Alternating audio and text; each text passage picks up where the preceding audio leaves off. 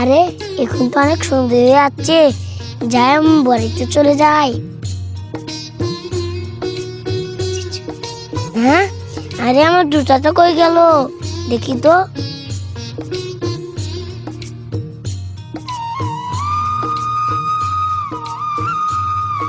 আরে বলতো তো কি করছিস?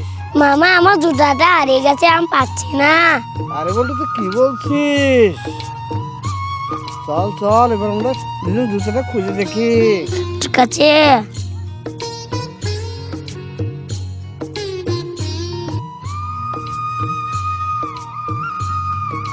হ্যাঁ